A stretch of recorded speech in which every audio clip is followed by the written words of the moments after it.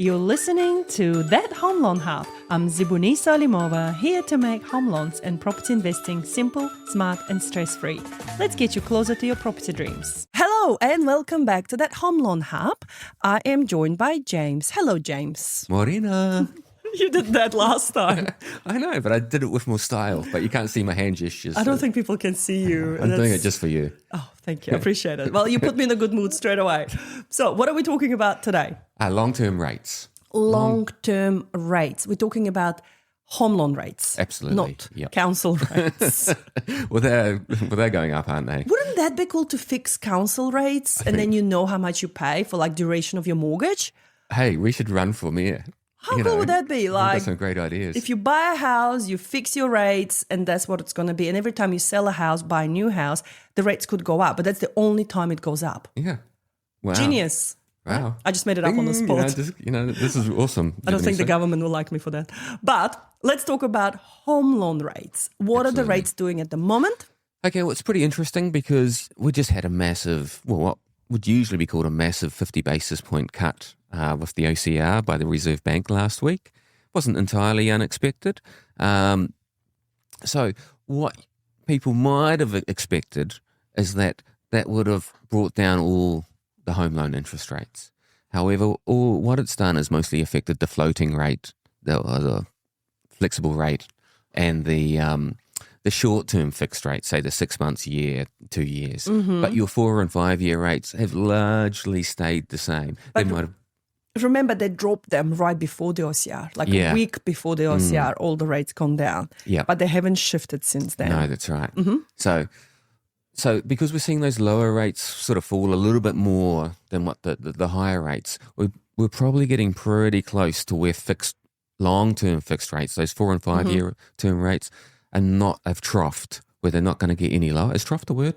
I don't know. I'm pretty sure it is. English is my third language. You just put ed on the end of it and it becomes a word. It's troughed, and therefore you might not see any further reductions in those you might get a smidgen more out of those 4 year and 5 year rates. Mm-hmm. So if you're thinking long term, and I've got a couple of clients that want to lock in for the long term, and if you think 5% for 5 years or just over 5%, I mean, that's pretty awesome. Yeah. Just don't compare it to that period during COVID when they went down to 3.5 or something. Yeah, 2.99. I think I've seen some coming off at the moment. Yeah, so whenever we're talking relative, comparing, I think it's a good idea just to ignore the whole COVID period because it's not really a normal period of our history. So 5% is pretty good. I know this client is really keen on locking in 5%. I said we'd wait until after the OCR announcement. Yep. At the OCR announcement, they basically said, things are pretty tough out there. Confidence is low. That's why we're going to do the 50 basis point cut.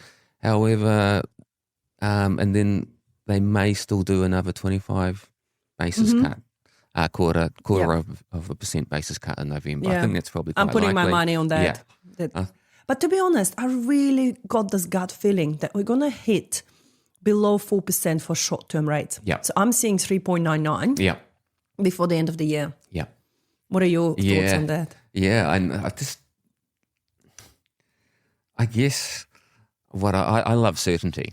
Mm-hmm. So if I was thinking from my own point of view, I'm more interested in locking in a rate that I know is really good for a long period. Mm-hmm. But probably if I had for my clients, I would be seriously considering that going on the floating until you're absolutely confident that long-term rate is at its lowest, because I'm just a bit worried about the 6 month and the 1 year rate, because 6 months, a lot can happen in 6 months, and you might find yourself coming back and say, well, let's say not 6 months, but in a year's time, those interest rates might have changed quite a bit in 1 year, maybe not 6 months, but in a year's time, and you could end up paying overall a higher interest rate than what you would like in a year's time.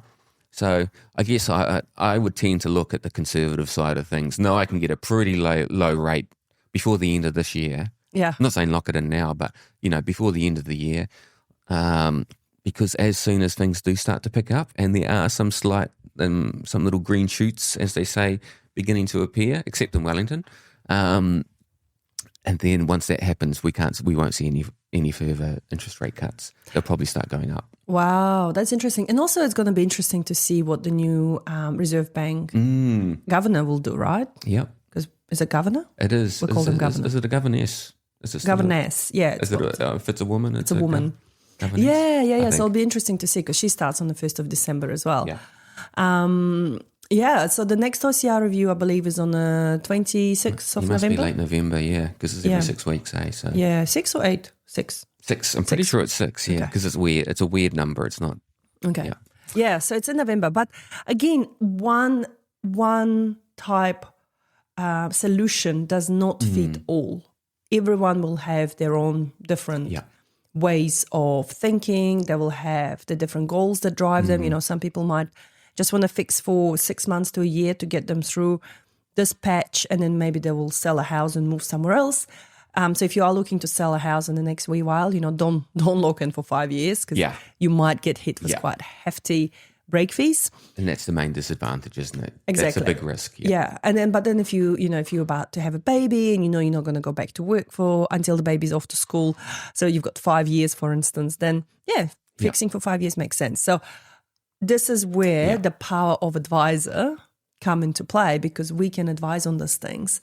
And it was really interesting. I had a client come through last week. She said that she wasn't happy with the mortgage advisor that she had. Wasn't me, was it?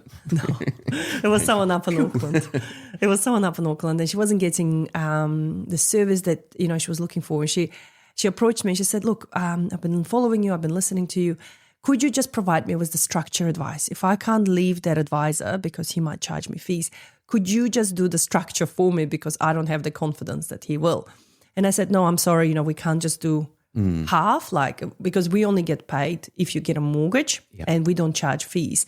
Then I said, I'll do it for free anyway. But without knowing her full situation, it's a bit hard to do those things. Yeah. So, so it's, you know, make sure you are comfortable with the advisor that you're using early on in the process. And it's a two-way street. You know, if you gel, you gel. And if you don't gel, if something's weird, you know, call on that gut feeling. I think. I really love the way we do it. You know, you're biased. Yeah, we just spend time. We spend a lot of time with the clients before we end up putting the actual application. And you know, you learn so much in each conversation that you have. You go into more and more depth, and that's when you kind of can give them some good practical advice on what to do. Exactly. Awesome. I'm just distracting James here, by the way. Yeah, and remember, I can't do two things at the same time, so I can't talk and smile. Awesome. James, thank you so much. I think it's a really good episode for those that are thinking to go long-term. Long-term rates haven't really changed dramatically, but do seek out financial advice and, you know, get advice that's appropriate to you and your circumstances.